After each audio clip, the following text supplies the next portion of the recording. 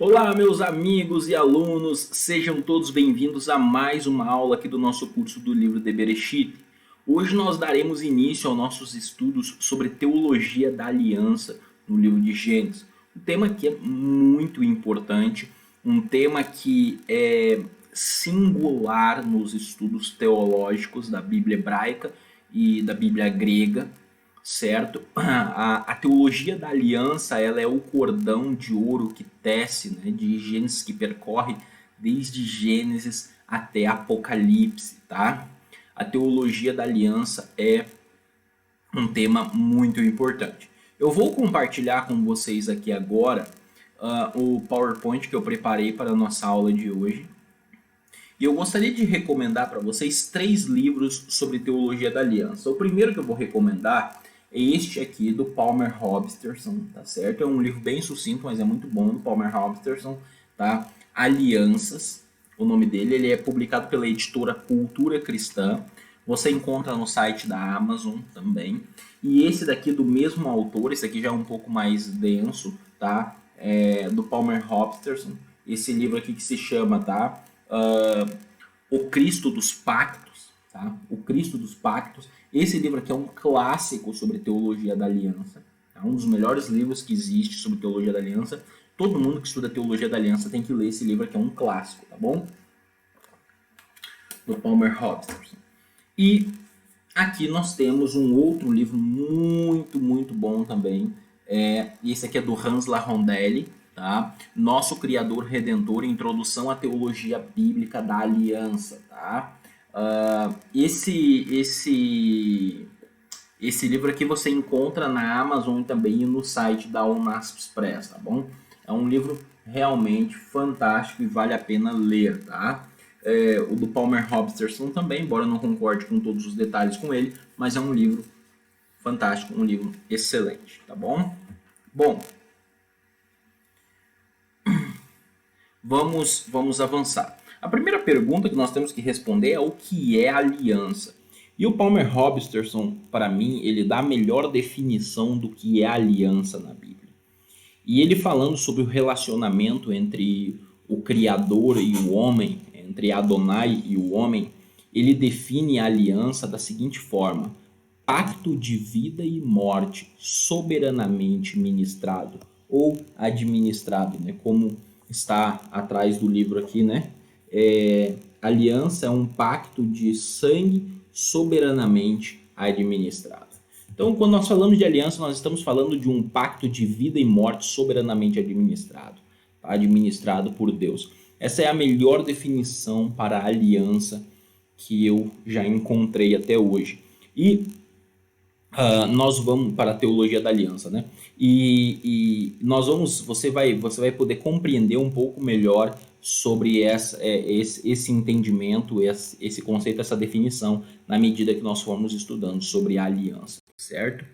Bom, vamos começar falando sobre a aliança edênica, que também é conhecida, né? O que nós chamamos de aliança edênica, também é conhecida como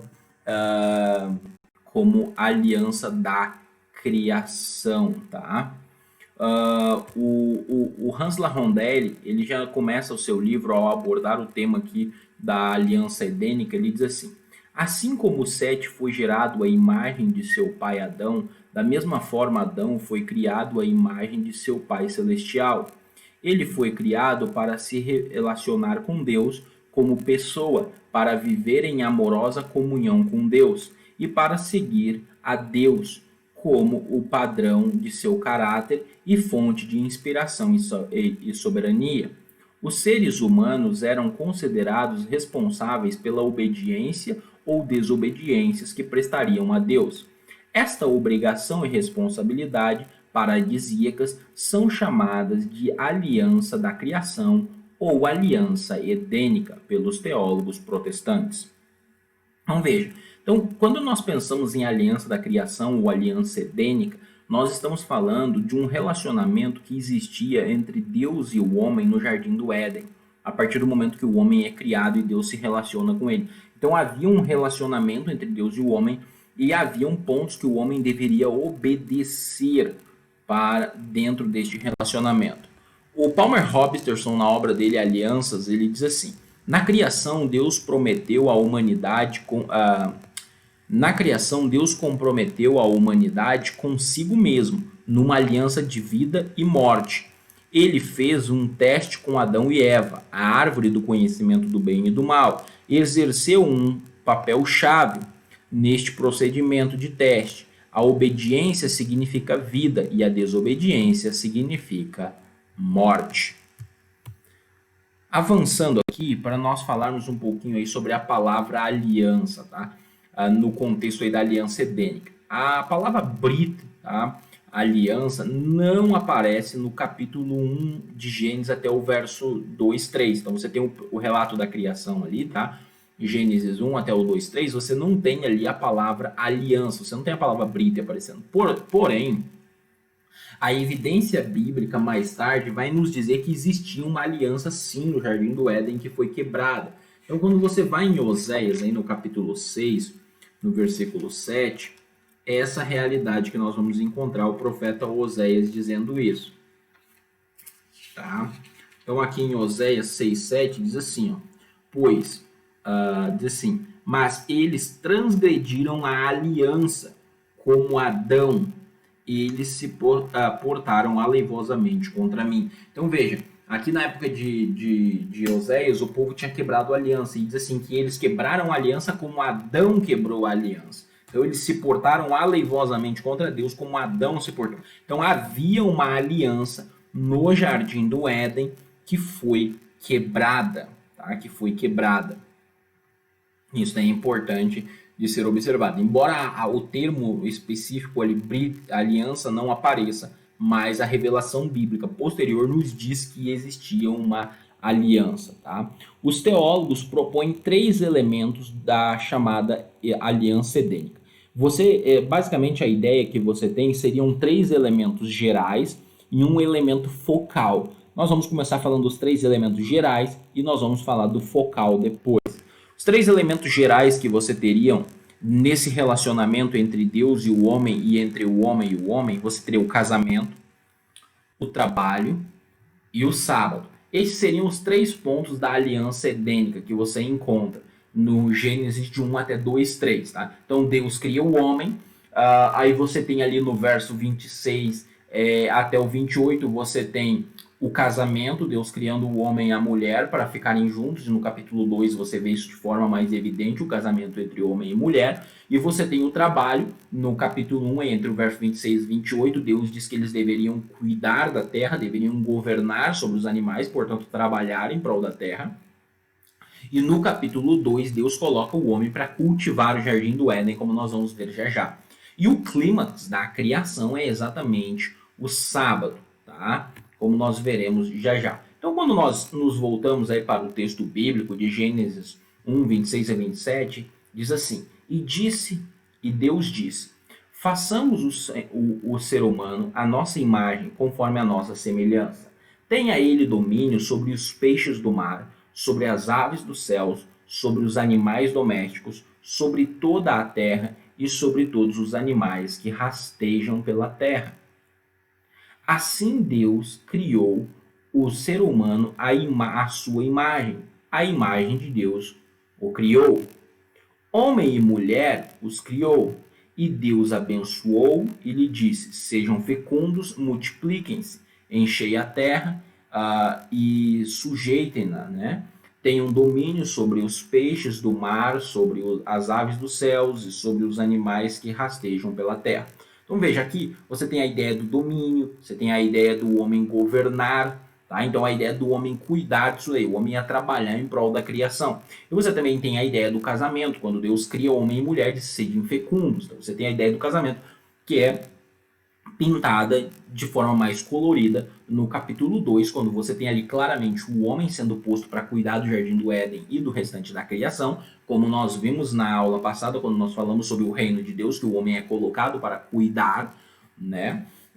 E mesmo com funções sacerdotais, tá? E também a ideia do casamento, né? Você tem o casamento aí, então.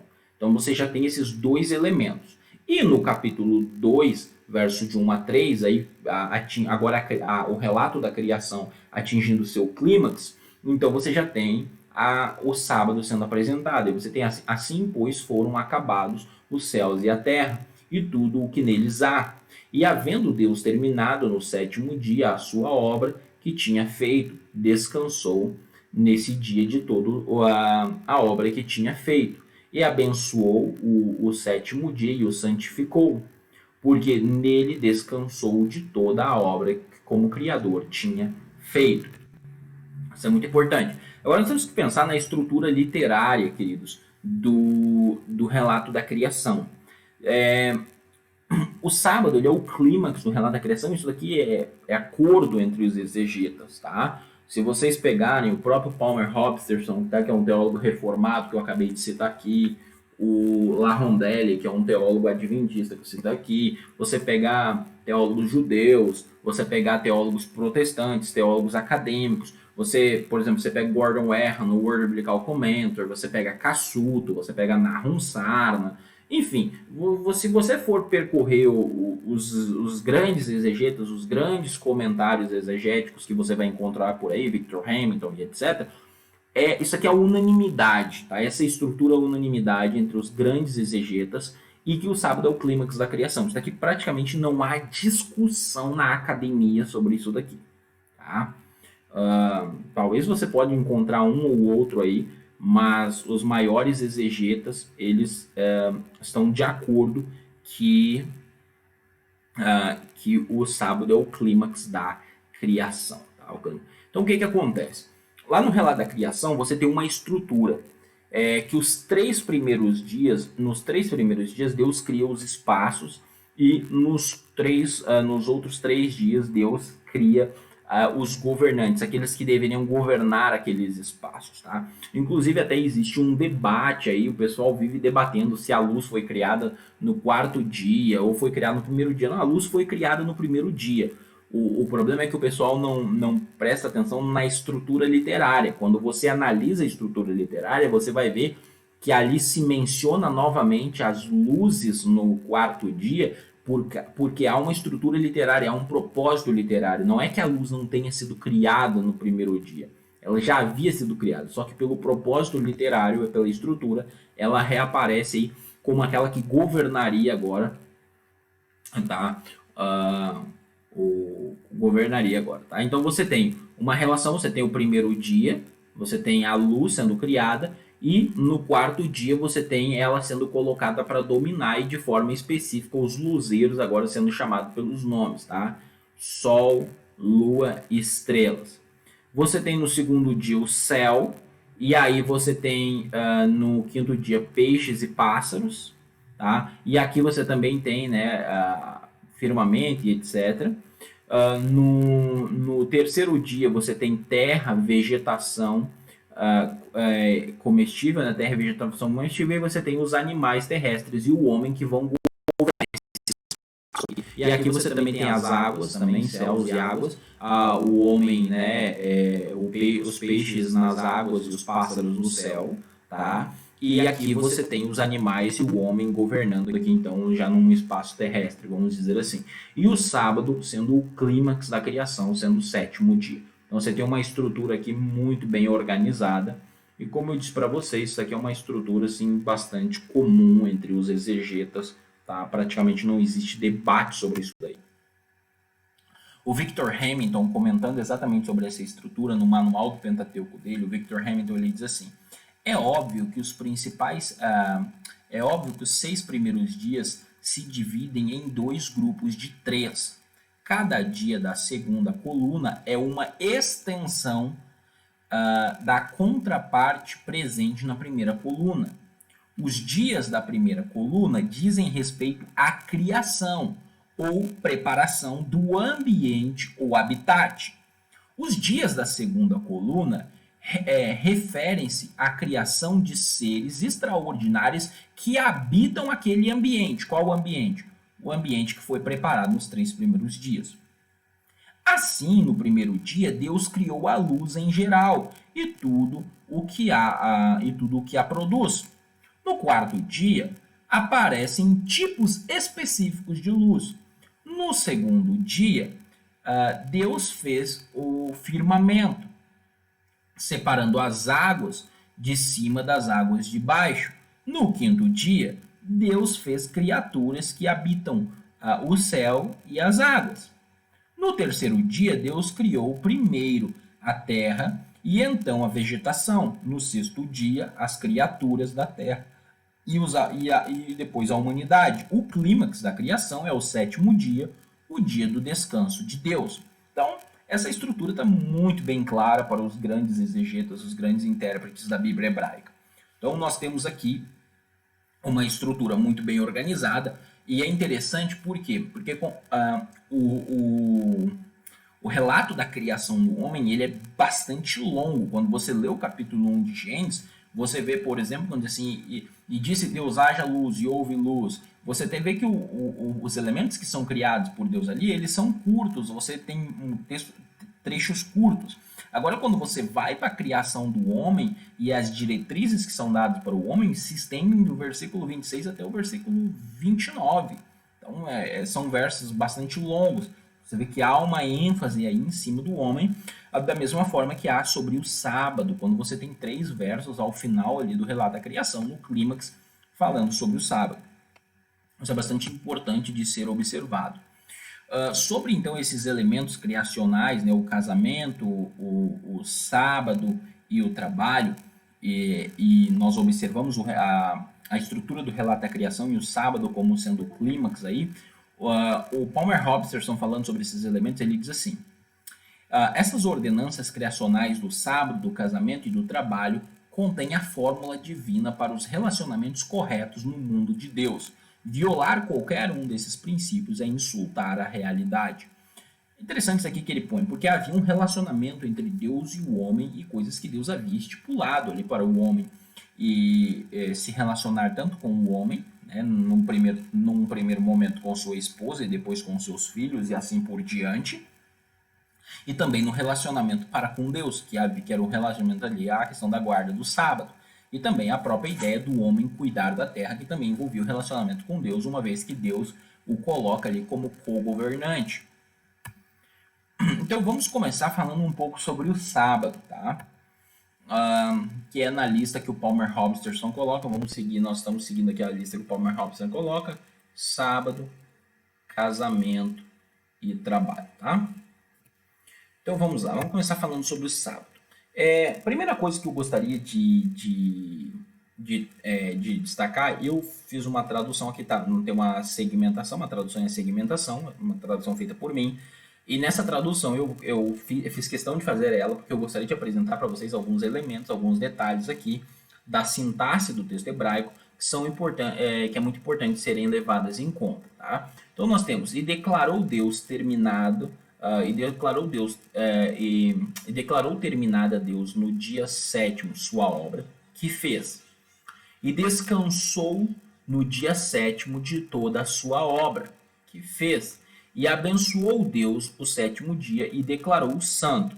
Aqui eu fiz questão de destacar esse verbo aqui que nós temos aqui, tá? Nós temos aqui o verbo kadosh, santificar, ele está no piel, tá? Vaikedesh, tá? Vaikedesh. Então ele está no piel. E esse piel aqui nós identificamos como sendo, na sintaxe do hebraico, chamado piel declarativo. O que seria o piel declarativo? O piel declarativo é quando você faz uma declaração acerca de outras. Há exegetas também que colocariam esse abençoou aqui como um piel declarativo também. E declarou abençoado Deus o sétimo dia e declarou o santo. Essas duas traduções são certas e são perfeitas aí, de acordo com a sintaxe do hebraico. Então, declarou Deus o sétimo dia santo. Isso aqui é importante. Por que Deus declararia algo santo? Por que Deus declararia o sétimo dia santo? Por que Deus declararia o sétimo dia como sendo abençoado? Bom, Deus declarou para um propósito santo. E sobre a ideia de Deus ter declarado o sétimo dia como santo, eu gostaria de citar aqui o Gordon Werham, do Word Biblical Commentary, quando ele diz assim: em parte o sábado é abençoado por ser santificado, mas também há a sugestão de que aqueles que observam o sábado desfrutam de bênção divina em suas vidas. Da mesma forma, é incomum que um dia seja santificado, isto é, tornando ou declarando santo. O Piel de Kadosh, né, é geralmente factitivo, embora aqui possa ser declarativo. Aí diz assim, lugares, pessoas e objetos religiosos podem ser consagrados, mas além do sábado, apenas em Neemias 8, 9 e 11, é um dia de festa chamado santo. Deus é santo, a santidade é a ausência de seu caráter.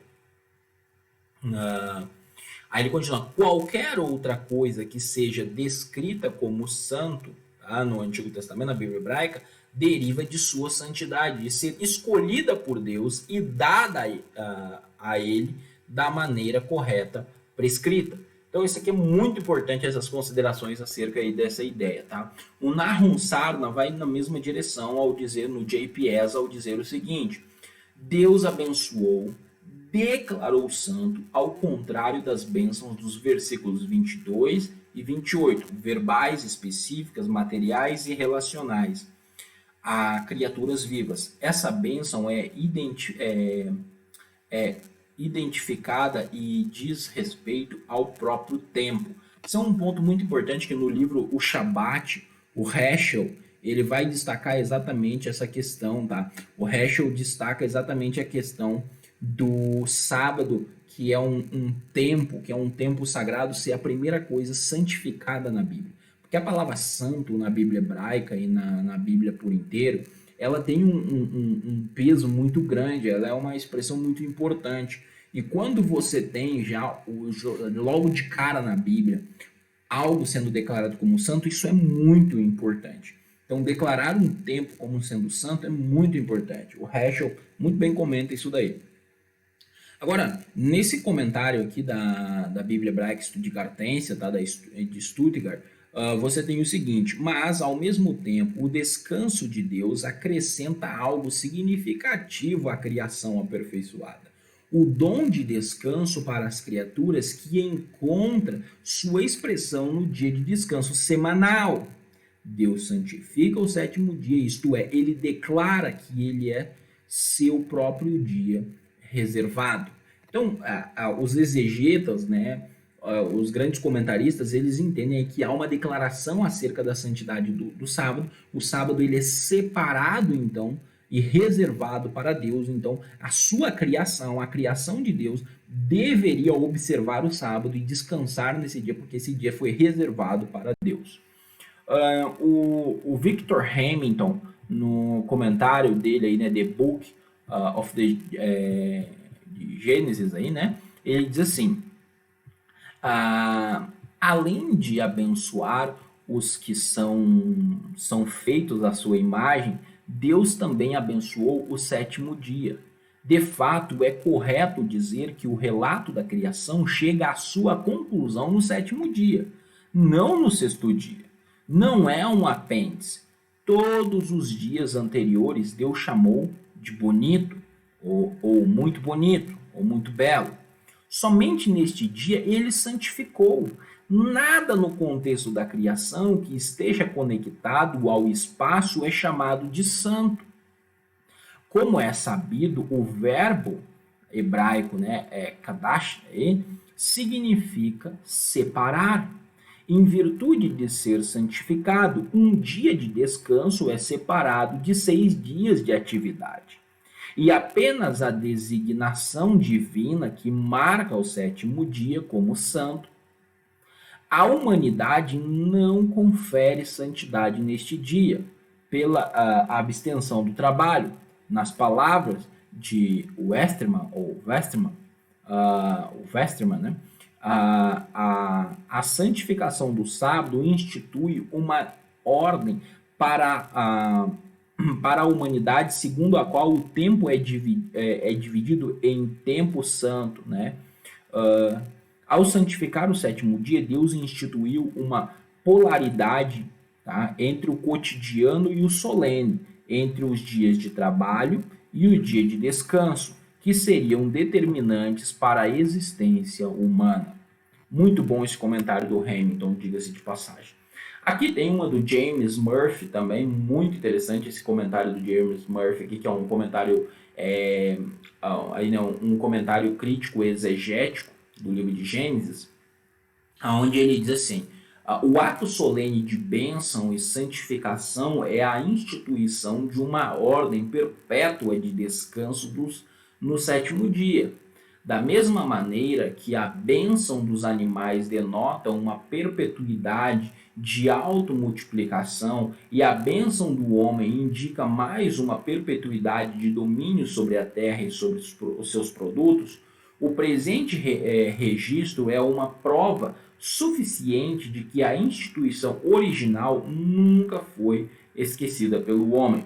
Vestígios incidentais da guarda do sábado são encontrados no registro do dilúvio, quando o escritor sagrado tem a oportunidade de observar curtos intervalos de tempo. A medida do tempo por semanas aparece então. A mesma divisão do tempo aparece novamente na história de Jacó. Essa unidade de medida é rastreável a nada além da instituição do sétimo dia de descanso. Então o que ele diz? Que a observação do sábado no livro do Gênesis, né, ela pode ser observada exatamente nesses relatos onde você tem um ciclo semanal. Você tem um ciclo semanal.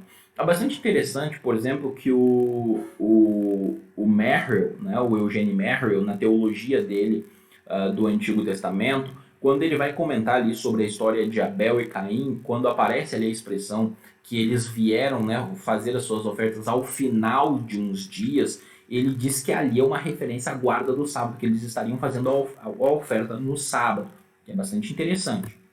Tá? E o Abraham Joshua Heschel, nesse livro que é fantástico, tá? O Shabat, seu significado para o homem moderno, eu aconselho que todos leiam esse livro. Ele é um livro pequeno, sucinto, porém muito importante. O Heschel diz assim: o sábado é a mais preciosa dádiva que a humanidade recebeu do tesouro de Deus. Fantástica essa declaração do Heschel. Fantástica mesmo, tá? O Palmer Hobson, ele diz o seguinte no livro dele, O Cristo dos Pactos: a instituição do sábado tem suas raízes no modelo da atividade criadora de Deus. Nem o antinomismo, nem o dispensacionalismo podem remover a obrigação de o cristão observar hoje a guarda do sábado originada na criação. A ausência de qualquer mandamento explícito concernente à observância do sábado antes de Moisés não relega o princípio do sábado à legislação temporária da época da lei. O caráter criacional da bênção sabática de Deus deve ser lembrado. Desde o início, Deus deu uma bênção distintiva ao sábado, observa o Palmer Hobson. Agora vamos falar um pouco do descanso de Deus. O que seria o descanso de Deus? Porque ali diz que Deus descansou. O que seria o descanso de Deus? Tá? Então o que acontece? Quando você pega aí, lá por exemplo, em Gênesis, tá? Você tem a palavra Vaishevot, né? Vaishevot, porque em Vaishebot, né? Porque o que acontece? Aqui, a palavra que você tem aqui, ó, tá? Aqui, ó, Vaishebot, tá? Vaishebot, tá bom? E descansou no Vaishebot Bayom, né? Hashivi, e descansou no sétimo dia, tá? Então o que acontece? A palavra descansou, e você vai lá em Êxodo 23, verso 12 comigo, por favor. Vamos ver aqui o que nós encontramos aqui, onde diz assim: 6 dias farás tua obra, mas ao sétimo dia descansarás, para que descanse o teu boi, o teu jumento, e para que tome alento o filho da tua serva e o forasteiro. Então aqui de novo vai aparecer a palavra descansarás, né? E especificando o sábado como sendo o dia de descanso, né? 6 dias farás toda a tua obra, mas ao sétimo dia descansarás, seguindo o modelo da criação. O que eu gostaria de destacar com vocês é o seguinte: o que seria esse descanso de Deus, né? O descanso de Deus. Nós temos aqui em Êxodo 20, verso 11, quando fala lá do descanso, que, né, Então vamos dar uma lida nesse texto, é bem importante ler ele. 20, verso 11, nós temos assim: porque em 6 dias fez o Senhor os céus e a terra, o mar e tudo que neles há. Ao sétimo dia descansou. Por isso o Senhor abençoou o dia de sábado e o santificou. Veja que aqui está se referindo exatamente a Gênesis aí, capítulo 2:2, tá? E diz que Deus descansou. Só que a palavra que é usada para descansou lá em Gênesis 20, verso 11, a palavra que é usada para o descanso de Deus lá, não é a palavra Shabbat ou Shabbat, é a palavra Nuha, tá? Nuar, tá? Ou Nuar, tá bom? E aqui que aparece, né, como o verbo, você tem vainar, tá? Que vem de Nuar. O que é interessante, né? Esse verbo aqui, ele vai aparecer, essa palavra, ela vai aparecer em vários versos na Bíblia hebraica. Então, por exemplo, se você pegar a 1 Crônicas, capítulo 6, verso 31, vamos lá comigo em 1 Crônicas 6, 31, para nós identificarmos o que é o descanso do Senhor. Tá? 1 Crônicas 6, 31, nós temos assim, isso. Deixa eu ver aqui. Isso. Assim, são estes os que Davi construiu para dirigir o canto do Senhor, depois que a arca teve repouso. Então aqui fala da arca, né, do repouso da arca. E o repouso da arca é a ideia da arca se fazer presente, depois que a arca parou em um lugar, que ela ficou ali, que ela teve repouso. Quando você vai em 2 Crônicas, capítulo 28, em 1 Crônicas, capítulo 28, verso 2,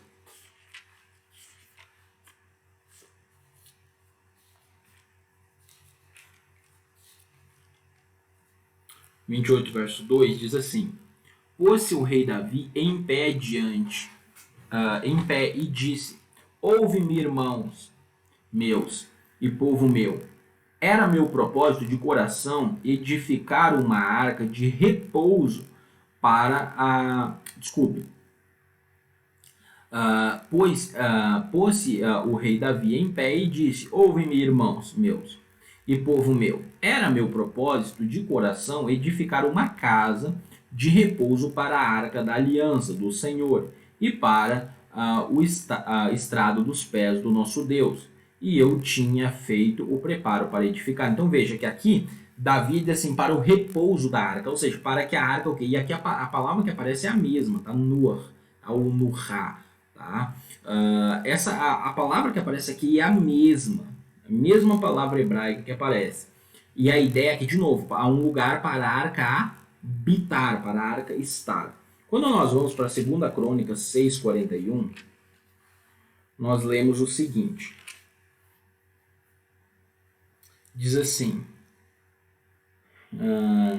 Levanta-te, pois, Senhor, e entra para o teu repouso, tu e a arca do teu poder. Os teus sacerdotes, ó Senhor, se revistam de salvação e os teus santos se alegram do bem. Então aqui entra para o lugar do teu repouso, ou seja, entra para onde? Entra para o teu templo, o lugar onde você vai ficar, onde você vai habitar. Quando você vai para o Salmo 132,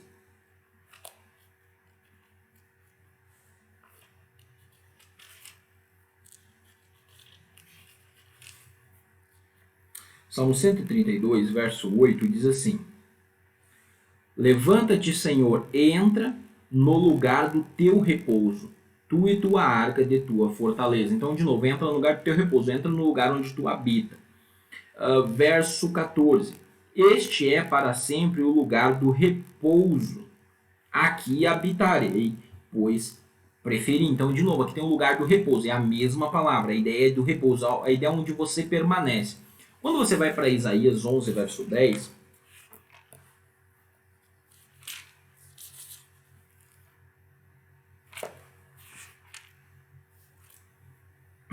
diz assim: Naquele dia recordarão as nações. Desculpe. Vamos lá. Isaías 11, verso 10.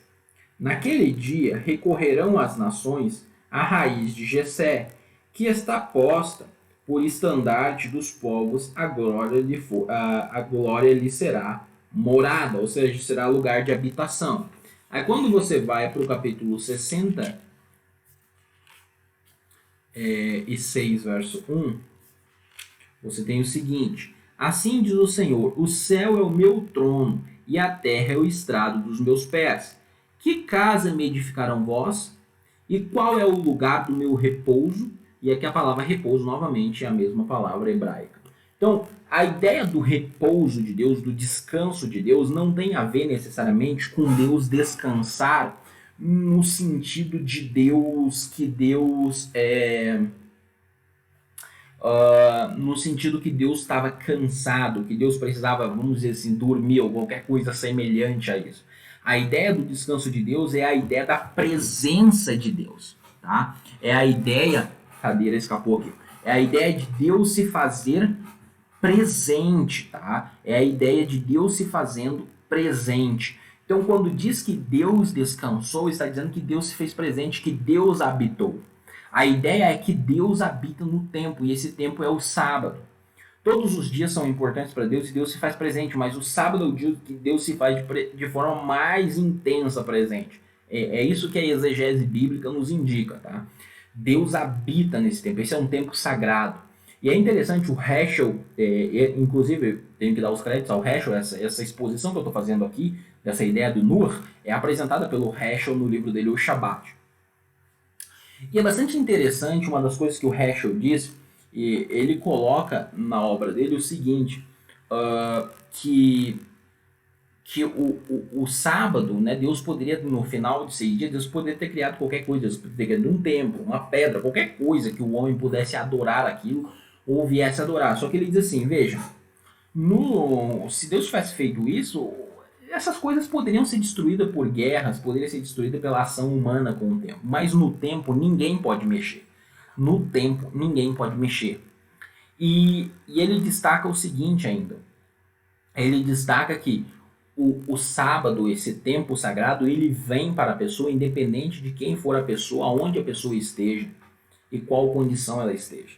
Ou seja, Deus vem nesse tempo para todos aqueles que, claro, entram no relacionamento pactual com Ele e decidem descansar nesse dia e entrar em relacionamento com Ele. Portanto, a ideia do sábado, desde a criação, é um dia onde o homem descansa, é um dia diferenciado, é um dia consagrado a Deus, é um dia que foi declarado santo por Deus, porque nesse dia Deus se faz presente de uma forma mais intensa com a sua criação. Certo? E essa é a interpretação do Rabino Heschel, e eu concordo com ele sobre isso. Sobre o casamento, tá? O casamento, tá? Uma leitura atenta do texto aí de Gênesis 18 a 24 vai nos revelar que Deus desperta o desejo, tá? De uma companheira em Adão. Então vamos lá a Gênesis no capítulo 2. Vamos lá. Quando você tem aqui, ó, Gênesis 2,18, diz assim, disse mais o Senhor Deus, não é bom que o homem esteja só, far-lhe-ei uma auxiliadora que lhe seja idônea. Então veja, Deus diz assim, não é bom que o homem esteja só, eu vou fazer uma auxiliadora que lhe seja idônea.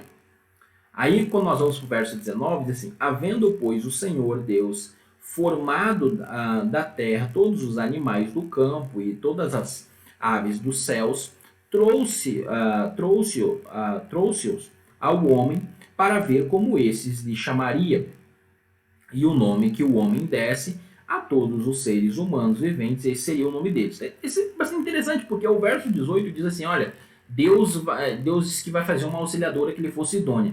E daqui a pouco Deus coloca o homem a dar nome aos animais. Então, aparentemente, você tem aqui uma confusão, tá? Você tem uma confusão, aparentemente, porque uma coisa está desconexa da outra. O que tem a ver dar uma auxiliadora ao homem com o homem colocar nome aos animais? Aí um erudito, especialista em literatura hebraica, chamado Robert Alter, ele percebeu algo muito interessante. No verso 20, diz assim, deu nome o homem a todos os animais domésticos, às aves dos céus e a todos os animais selváticos. Para o homem, todavia, não se achava uma auxiliadora que lhe fosse idônea. O que acontece? O que o autor percebeu? O autor percebeu que esse texto está organizado literariamente dessa forma. Por quê? Porque Deus prometeu ao homem que daria uma auxiliadora. E Deus põe o homem a dar nome aos animais. Porque qual é a ideia? Que conforme o homem desse nome aos animais, o homem notaria que os animais tinham um par. Que os animais tinham um par. E ele não tinha um par. Então, quando termina o verso 20, diz assim: não se achava uma auxiliadora que lhe fosse idônea. Ou seja, Deus aqui está despertando no homem a falta. Deus está despertando no homem aqui o desejo de uma companheira. O homem olha e diz assim: todo mundo tem companheira, todos os animais têm companheira, mas eu não tenho. Então ele despertou. E após Deus despertar então esse desejo no homem, verso 21, então o Senhor Deus fez cair pesado sono sobre o homem, e este adormeceu, tomou uma das suas costelas e fechou o lugar com carne. E a costela que o Senhor Deus tomara do homem, transformou-a numa mulher e lhe trouxe. E disse o homem: esta afinal é osso dos meus ossos e carne da minha carne. Chamar-se-á varoa, porque do varão foi tomado. Então aqui essa expressão, esta afinal, é a expressão hebraica zot rapan. Essa expressão zot rapan é uma expressão idiomática que indica para o português, essa expressão esta afinal não é uma boa tradução. A ideia mais ou menos de zot rapan é uau, uau, é uma expressão de espanto, ou seja, quando Adão vê Eva, ele fica embasbacado com a beleza de Eva. Então, essa expressão, esta afinal é osso dos meus ossos, não é uma boa tradução. Ali você tem uma interjeição, vamos dizer assim, você tem uau. Então, o Adão ele fica embasbacado, né? Mais ou menos como barbaridade do gaúcho. Mas que barbaridade quando ele fica espantado com aquilo. Ou como o oxe do baiano, oxe, ele, né, uma noção de espanto. Então, é uma expressão idiomática de espanto, ele ficou assim, né, bastante, a mulher era bela. Então veja, Deus despertou nele o desejo pela companheira, e após Deus despertar nele o desejo por uma companheira, Deus dá a companheira, e ele fica embasbacado quando ele vê essa companheira, tá? É interessante, por quê? Porque a palavra para auxiliadora, tá na Bíblia hebraica, a palavra para auxiliadora é a palavra Ezer. E essa palavra aparece 21 vezes na Bíblia hebraica. E essa palavra, geralmente, ela tem por sujeito o próprio Deus. Deus é o auxiliador de Israel. Aí eu coloquei todos os versos aqui para vocês verem depois onde aparece a palavra Ezer aí. Então, Deus é o auxiliador de Israel. Isso é muito interessante. Por quê? Porque as pessoas têm a tendência de achar assim, a mulher é a auxiliadora do homem. Então a mulher é menos do que o homem, ela é um auxiliar. Nós temos que ter alguns cuidados com isso. Primeiro, porque a ideia de auxiliar na Bíblia, Deus é o auxiliar, Deus é o ajudador. E Deus não é nem um pouco inferior ao homem. Né? Deus é o Ezer de Israel, ele é o ajudador de Israel. Então, já começa por aí. Tá? Segundo ponto, tá? Que dentro do contexto do Antigo Oriente, que se você é ajudado, então você não está em condição superior, tá? Você é ajudado. Então, isso é muito de ser notado. Um outro ponto muito interessante é sobre a palavra dabak, tá? Sobre a palavra dabak. A palavra dabak, unir-se, ela tem tanto uma ideia espiritual quanto física. Então, quando fala ali no versículo 24, né, que unir-se-á, deixar o homem a sua casa e vai se unir à sua mulher, usa a palavra dabak, né, para unir-se, a ideia ali é de uma união, mas não é qualquer união, é uma união muito forte, é uma união tanto física quanto espiritual, tá? Isso é muito importante, e aí vários exegetas notaram isso daí, como Humberto Cassuto, Ducão, Sarna e outros, tá? Agora um detalhe bastante interessante é a forma como essa palavra foi traduzida para o grego, tá? Essa palavra foi traduzida para o grego por proscoletesetai, tá? Proscolocetai, tá? Esse é um verbo que está um verbo, né, que está no futuro passivo indicativo, tá? Terceira pessoa do singular. E o que, que é interessante? Porque ele é passivo, então a ideia ali é será unido. Alguém externo, tá? Faz a união. Tal uso indica que os tradutores da Septuaginta entendiam que o homem era passivo na união do matrimônio, ou seja, Adonai era responsável pela união. Isso aqui é bastante interessante, tá? Então, quando nós percebemos também essa ordenança aí dentro do contexto da, da aliança, Deus é o responsável pela união. Isso foi interpretado já na antiguidade pelos intérpretes, que Deus era o responsável pela união do homem e da mulher. E de fato o próprio contexto indica isso daí, e na Septuaginta foi muito bem notado aí, tá? Quando os tradutores usaram aqui próscoleo setai, tá? Próscoleo setai, tá? A palavrinha bastante longa no grego aí. Bom, agora notado isso daí então, e observe então, né, o que eu coloquei aqui sobre o casamento, tá? Deus é aquele o responsável pelo casamento. Deus é responsável pelo casamento. O casamento é originado antes do pecado. A mulher é a auxiliadora, é a Ézer do homem, é a auxiliadora do homem, como Deus era o auxiliador de Israel. Isso não implica que ela era menos do que o homem, muito pelo contrário. Deus não era menos do que Israel. E a ideia da união do casamento, tá, entre homem e mulher envolve tanto uma união espiritual quanto uma união física e conjugal, tá bom? E também aí, então, isso aí deve ser observado. Agora sobre a ideia do trabalho, tá? O trabalho foi instituído na criação, antes do pecado, tá? Ou quando você pega que Deus coloca o homem para cultivar a terra, isso é apresentado claramente em Gênesis 2,15, Deus coloca o homem para cultivar o jardim do Éden. Agora é interessante que as palavras para cultivar aí, tá bom? A palavra avad, né, que significa trabalhar, né, atarefar-se, lavrar, cultivar, né? Então essa é uma das palavras que aparece, avad. A segunda que aparece, que é a palavra para guardar, que é a palavra chamar, tá? Indica guardar, conservar, armazenar, depositar, encerrar, guardar-se, tá? E o que tem de interessante isso? O Ducan notou algo muito importante sobre essas duas palavras. O que o Ducan notou? O Ducan notou o seguinte: também é digno de nota que a justa posição desses dois verbos, tá? O verbo avad e o verbo chamar, tá? Também é digno de nota que a justa posição desses dois verbos está associada ao papel sacerdotal no santuário. Outro exemplo da conexão entre o jardim do Éden e o santuário israelita, e uma evidência da da função da humanidade como sacerdote no santuário edênico pré-queda.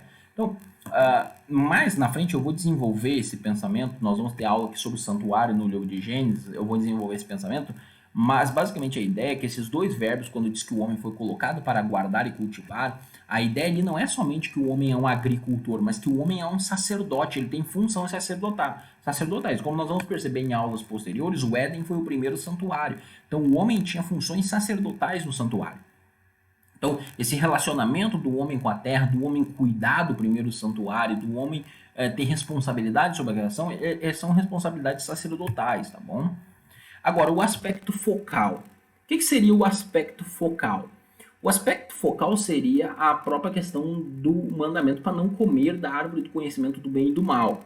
Então, o que acontece? O Palmer Hobster, ele muito bem percebe o quê? Que você tem, então, essas três realidades, esses três pontos, tá? Que é o sábado, o casamento e o trabalho, que são pontos da aliança da criação, são pontos da aliança edênica, o homem deveria obedecer, deveria se relacionar com Deus nesse ponto, mas também há um aspecto focal que o Palmer Hobsterson ele fala que é exatamente a ideia do homem não comer da árvore do conhecimento do bem e do mal. E aí ele percebe algo muito interessante, eu gostaria de ler esse comentário dele, quando ele diz assim: em considerando a proibição de Gênesis 2,17, é essencial apreciar a unidade orgânica entre este mandamento e a responsabilidade total do homem quando criado. Responsabilidade no casamento, no sábado e no trabalho. A exigência concernente à árvore do conhecimento do bem e do mal não deve ser concebida como uma estipulação de algum modo arbitrária, sem relação integral com a vida total do homem. Ao contrário, esta proibição particular deve ser vista como um ponto focal do teste do homem. Tá? Como um ponto focal. Ele ainda continua dizendo assim: todavia, a resposta à proibição particular concernente à árvore foi crucialmente determinativa. O ponto focal do pacto descansou especificamente neste teste único. Se Adão houvesse sido bem-sucedido em submeter-se a Deus neste ponto, tinha assegurado a sua bênção sob as estipulações mais amplas da aliança da criação. As estipulações mais amplas seriam casamento, sábado e trabalho. Ou seja, você vê que esses elementos eles são abalados por causa do pecado. Porque quando Adão ele come da árvore, ele quebra junto com Eva a aliança, o que aconteceu? Você tem, Deus vinha ter com eles na viração do dia e possivelmente vinha ter com eles no sábado também na viração do dia. Eles deviam passar o sábado com Deus. Deus se fazia presente, lembre-se da ideia de Deus fazendo presente no sábado. Eles perderam isso porque o pecado faz separação entre Deus e o homem, diz Isaías. Tá? Então, o grande dano do pecado foi exatamente fazer separação entre o homem e Deus. O relacionamento foi quebrado, a aliança foi quebrada, então aquele relacionamento que se tinha foi quebrado. A partir desse momento, então, o homem não tem mais um encontro com Deus no sábado. O próprio trabalho do homem vai ficar difícil, porque Deus vai dizer para o homem lá o que? No capítulo 3... no verso ali, deixa eu pegar aqui rapidamente,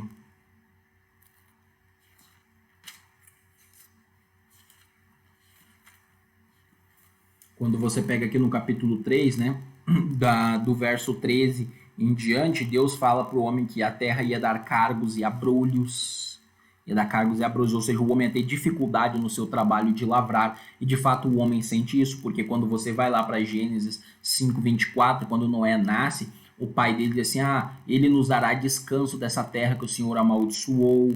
A mulher teria problemas na relação com seu marido, né? Teria tanto problemas ao dar à luz, porque Deus espera que ela deveria crescer e multiplicar, então ela teria problemas ao dar à luz. Agora é dito que ela daria à luz em meia dores de parto, no capítulo 3. A relação entre o homem e a mulher também seria complicada, porque Deus, assim, o seu desejo será para o seu marido, tá? E ele vai dominar sobre você. Então você tem essa relação, e essa aqui é uma tensão no casamento, porque essa expressão, o seu desejo será para ele, ela aparece no capítulo 4 de Gênesis também, quando o seu desejo será para ele, para Abel ali, e Caim, quando... diz assim, cumpre a ti dominá-lo ali no capítulo 4, se referindo ao pecado, mas dominá-lo ali não é uma referência ao pecado, é uma referência a Abel. Nós vamos ver isso na aula sobre o santuário, tá? Eu vou falar um pouquinho sobre isso. Mas cumpre a ti dominá-lo, né? O seu desejo será para ele. Então essa ideia de seu desejo será para ele seria a ideia de Abel dominar sobre, de Caim dominar sobre Abel. Então, se essa expressão, se essa construção gramatical for levada em conta aqui, então a mulher tentaria dominar sobre o homem e o homem dominaria sobre ela. Então, uma tensão no casamento que vai existir aí. Isso é muito importante de ser observado. Então, veja que por causa do comer da árvore do bem e do mal, os pontos que são os pontos mais amplos da aliança da criação, as estipulações mais amplas da aliança da criação, que são a guarda do sábado, o casamento e o trabalho, todos eles são afetados por causa disso. Agora, nenhum deles foi deixado de lado. Eles teriam que continuar fazendo isso, porém, sem a mesma glória, digamos assim, do início. Tá? Os princípios que regem o decálogo na aliança edênica. Isso aqui é um ponto importante de observar. Roy Gane, ele percebeu que os princípios que regem o decálogo, os conhecidos 10 mandamentos, todos eles são encontrados em Gênesis 1 e 2, no relato da criação. O Gane diz o seguinte: o relato da criação não contém um mandamento explícito para que os seres humanos observem o sábado, mas não contém mandamentos para se absterem da idolatria, adultério, homicídio ou qualquer dos outros mandamentos. Tá? Perceber que assim, não aparece explicitamente, mas isso não indica que não há um mandamento ali para guardar o sábado, como eu já demonstrei gramaticalmente, sintaticamente, que eu comentei aqui, né, a ideia do piel declarativo. Mas vamos continuar. E do sábado como o próprio clímax da criação. Né? Aí o Gane diz assim, em Gênesis 1 e 2, Deus estava interessado em estabelecer a ordem ideal de relacionamento, né? Em vez de ordenar a proteção das relações existentes. Para os seres humanos, ele instituiu o sábado, o casamento e o trabalho, os 3 pontos que nós acabamos de falar aí.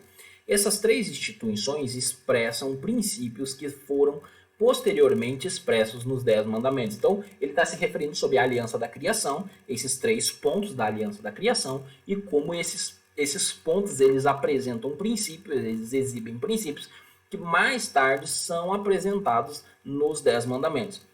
Como que ficaria isso? Primeiro ponto, o Gane diz assim, além de sua expressão no 4º mandamento, o princípio do sábado, quanto à condição de Deus como Criador, exclui qualquer relacionamento com outros deuses. Primeiro mandamento, idolatria, 2º mandamento, e o uso do nome de Deus. 3º mandamento. Então, o que ele coloca? Existe o princípio do sábado, de você guardar o sábado, indicando Deus como Criador, como soberano, como o dono do universo e descansando, ele contém princípios que estão apresentados nos mandamentos, nos outros mandamentos. Porque se você tem Deus como Criador e soberano e como único Deus, você não vai cometer idolatria, você não vai tomar o nome de Deus em vão, você não vai ter outros deuses diante dele. Então, agora, continuando. Dentro dos limites do casamento, os pais são os agentes de Deus para continuar o processo de criar os seres humanos à sua imagem. Portanto, os pais devem ser respeitados. 5º mandamento.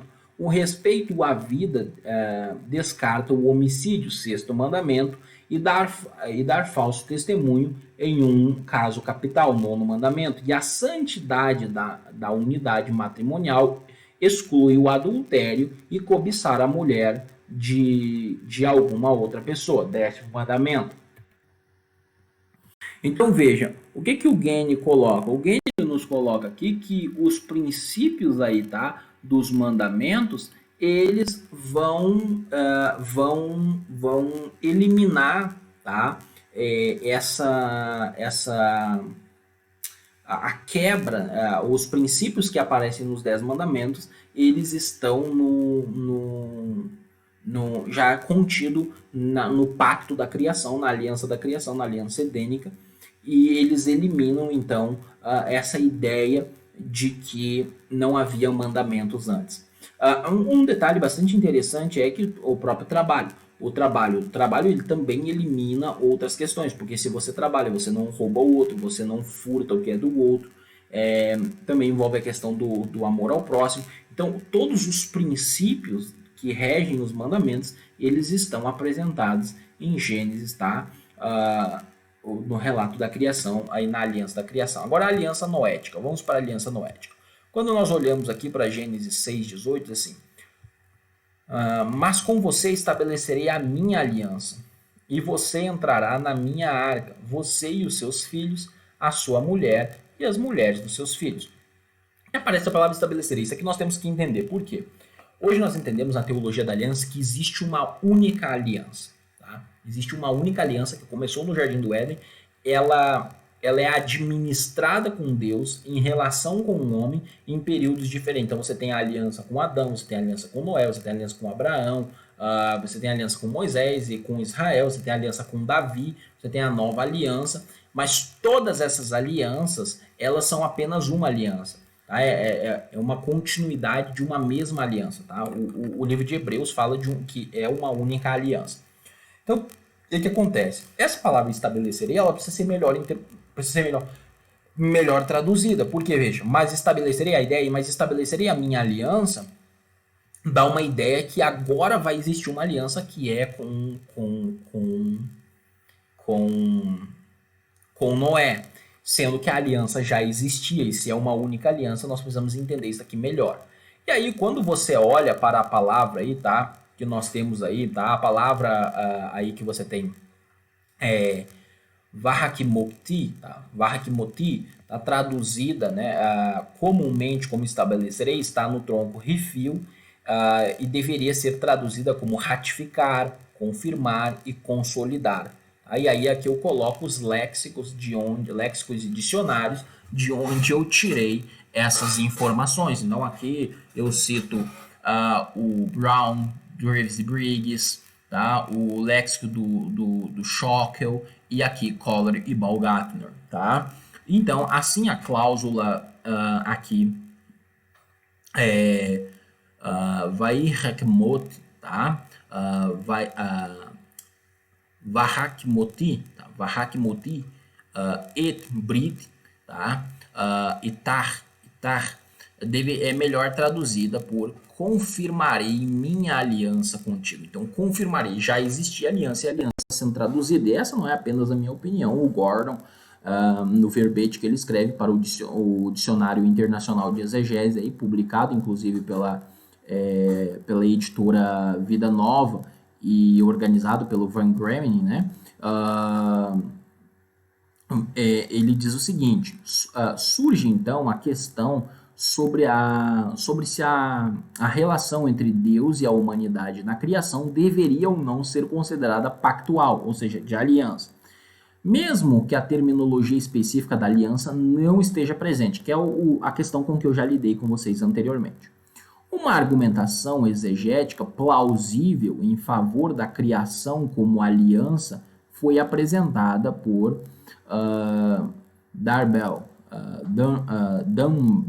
Dumbrell, tá?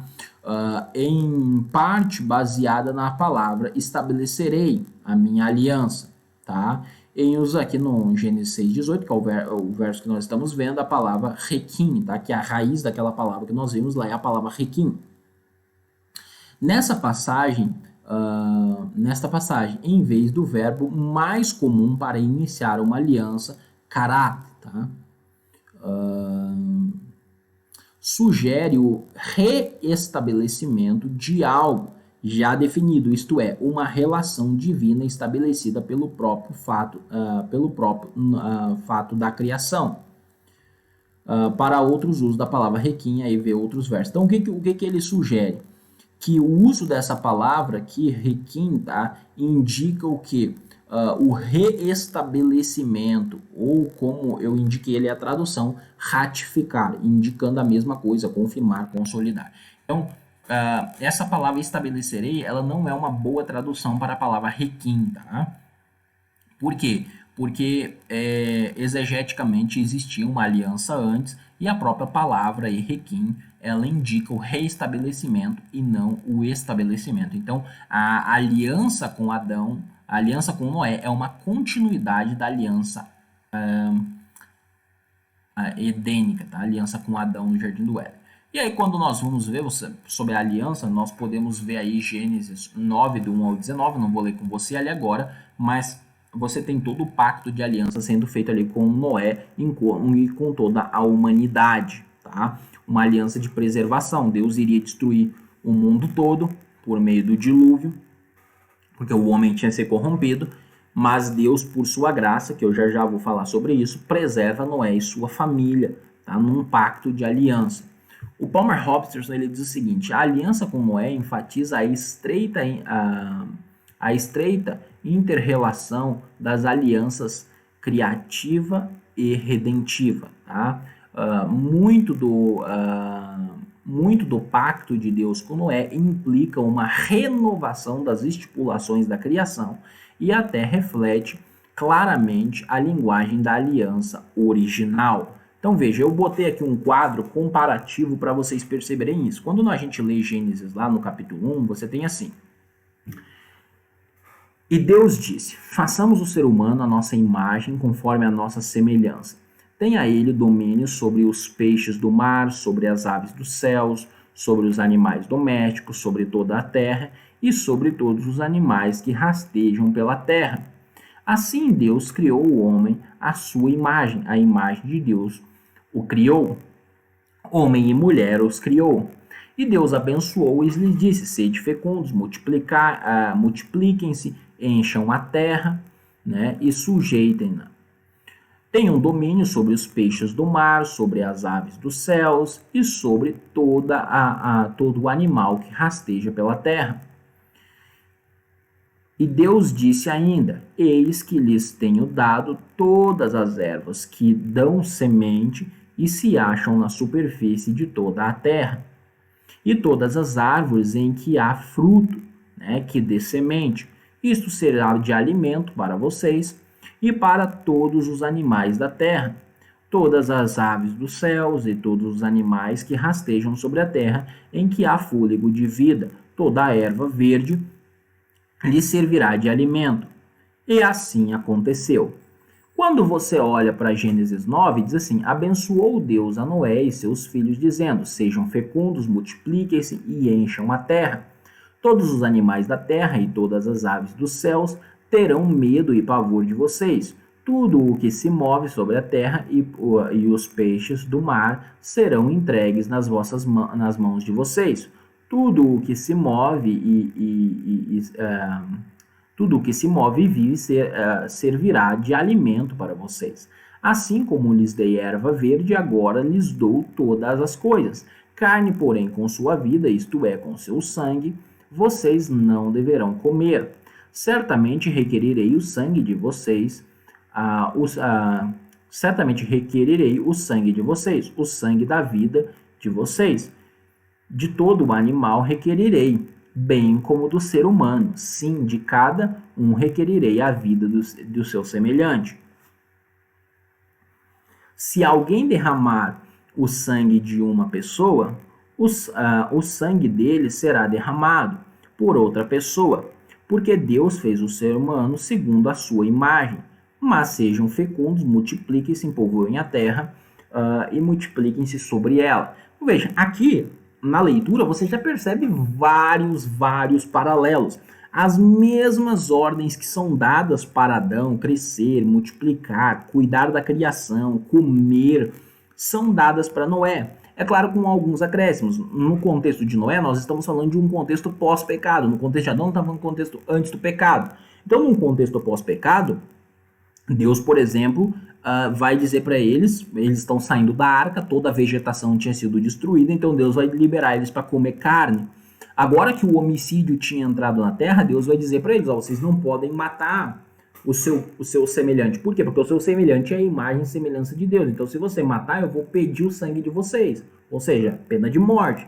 Então, a aliança de Noé, a aliança noética com Noé, a aliança noética é uma renovação da aliança da criação. É uma renovação da criação. Os próprios paralelos literários que eu já mencionei aqui no nosso curso, eles indicam isso. Então, por exemplo, quando você pega, você pega ali o mundo surgindo do meio das águas, a arca de Noé surgindo do meio das águas, você tem um primeiro casal lá na terra. Agora você tem um outro casal, você tem outros casais, né? Você tem Noé e sua família, da arca. Você tem o Adão com seus 3 filhos, né? Abel, Caim, Abel e Sete. E você tem um filho mau que é Caim. Noé tem seus 3 filhos, tá? Ele tem Sem, Cã e Jafé, e Cã é o filho mau. Então você tem vários. As ordens que são dadas para Adão após ser criado são as mesmas que são dadas para Noé, é claro, com pequenas diferenças, porque nós estamos falando de um mundo pós-pecado. Então, a aliança com Noé, a chamada aliança da preservação ou aliança noética, ela é uma renovação, tá, da mesma aliança que foi feita no Jardim do Éden, só que agora, claro, em um contexto pós-pecado. Isso é muito importante de ser observado, tá? E deve ser observado. Tá? Então, a aliança com Noé, ela é uma aliança que é uma continuidade da chamada aliança edênica. tá bom? Então não é uma continuidade disso, é uma mesma aliança, uma continuidade. O Palmer Hofstadter diz assim, uma segunda característica distintiva da aliança com Noé relaciona-se com a particularidade da graça redentiva de Deus. Isso é um ponto muito importante. A ideia de Noé ter sido redimido pela graça. Quando você pega ali e diz assim, porém Noé achou graça diante de Deus. Aparece a palavra ren, tá? Que a palavra para graça é a palavra ren.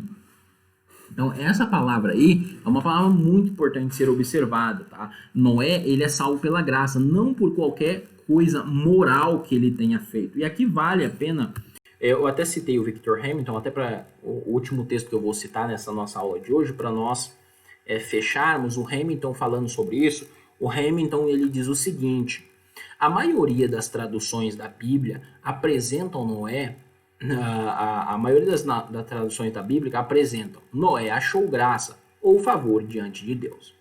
Outras, por exemplo a Nebe, exibem Noé ganhou o favor de Deus. Há uma diferença significativa entre as duas traduções. A palavra hebraica não denota, a palavra ren não denota nenhuma qualidade moral por parte da pessoa designada como tendo encontrado favor. Caso, com base nisso, a eleição de Noé seria apenas pela graça, e nenhuma relação casual entre ser vista deve ser vista entre o achado de favor de Noé e seu caráter. Então, Victor Hamilton, observe isso aí no comentário dele. Isso é muito importante. Por quê? Aqueles que interpretam que esse achar graça de Noé é por alguma coisa que Noé fez, tá? É por alguma coisa que Noé fez, eles interpretam o verso 9 junto. Porque o que acontece? Quando você vem aqui para o capítulo 6,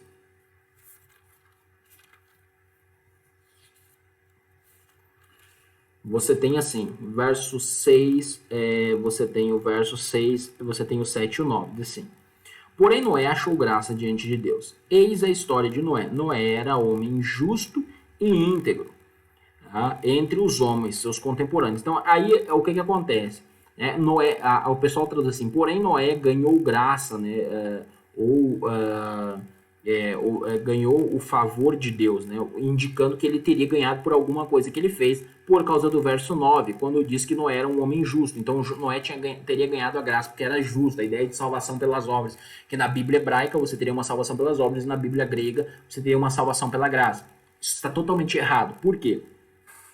Vocês lembram da nossa aula sobre a organização literária de Gênesis, que quando aparece no verso 9, eis a história de Noé, nós temos ali Toledote, a Toledote de Noé, indicando que o verso 9 começa agora uma nova Toledote, começa uma nova fase. O verso 9, ele não está ligado com o verso 8. A perícope anterior, ela se fechou no verso 8. Então você tem a perícope começando em 6.1, fechando no 8, que é uma perícope de transição. Lembre-se, é uma perícope de transição, é um texto de transição entre uma Toledote e outra, e a outra Toledote, ela segue do verso 9 em diante. Então você tem a Toledote da criação começando você tem a Toledote da criação começando em Gênesis 2:4, você tem a Toledote de Adão começando em Gênesis 5:1, lembra-se, Toledote, esta é a geração de Adão, e você tem entre se vocês lembrarem,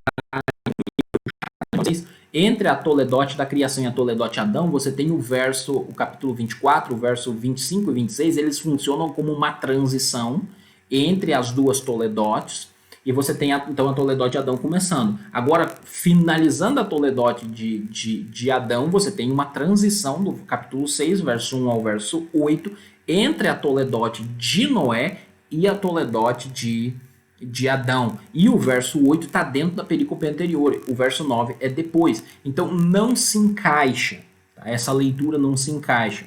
Tá? O verso 8 ele tem que ser interpretado com o que vem antes e não com o que vem depois. O que vem depois já é uma nova perícope, é um novo texto, é uma nova ideia sendo apresentada. Então a ideia ali é que, e vamos para nossas considerações finais agora, tá? A ideia ali é que Noé, ele acha graça diante de Deus, não por algo que ele tenha feito, Tá? Não por algo que ele tenha feito, mas porque Deus é gracioso e Deus encontrou Noé. Tá? Então o que, que nós temos? Nós temos uma aliança da criação, e essa aliança da criação ela tem 3 pontos que poderíamos dizer que são pontos amplos. São o sábado, o casamento e o trabalho. Você tem um ponto focal, que é o não comer da árvore do conhecimento do bem e do mal, porque se eles comessem, isso afetaria o relacionamento deles afetaria a forma como ele agora o que aconteceria com eles no cumprir essas 3 ordenanças de Deus na criação, do sábado, do casamento e do trabalho. E isso aconteceu, como nós vimos. E você tem a aliança com Noé, a humanidade se degenerou, tá? Você tem agora, depois da queda, você tem a morte de Caim, você tem 2 genealogias ali sendo contrapostas, você tem a genealogia de Sete e a genealogia de Caim, 2 genealogias bem diferentes, mas que elas se encontram no capítulo 6, os descendentes ali de Deus, os filhos de Deus são os descendentes de Sete, e as filhas dos homens são os descendentes de Caim. Eles se encontram, e quando há essa união, então há uma agora deturpação moral. Dentro desse contexto de deturpação moral, Noé é um homem íntegro, e Noé acha graça diante de Deus. É interessante porque no capítulo 6, versículo 5, é dito que todos os desígnios do coração do homem são maus. Então, os desígnios no coração do homem antediluviano, eles eram maus. Quando o dilúvio acaba, Noé sai da arca com sua família e ele oferece um sacrifício. No capítulo 8, verso 20 a 22, lá é dito a mesma coisa. Deus olha Noé fazendo sacrifício e Deus vê que todos os desígnios do coração do homem são maus. Ou seja, Deus vê que todos os desígnios do coração de Noé são maus, tanto quanto dos antediluvianos. Agora, havia uma diferença entre os antediluvianos e Noé. Noé se colocou na mão de Deus. Os antediluvianos não. E aqui é um ponto muito importante de ser observado, tá? Então, Noé ele tem a mesma natureza. Noé é resgatado única e exclusivamente pela graça. É a salvação pela graça para Noé. Noé achou graça diante de Deus. Por sua vez, os antediluvianos não, tá? Então, isso aí precisa ser observado. Até a nossa próxima aula sobre teologia da aliança, na próxima semana aqui do nosso curso do livro de Bereshit.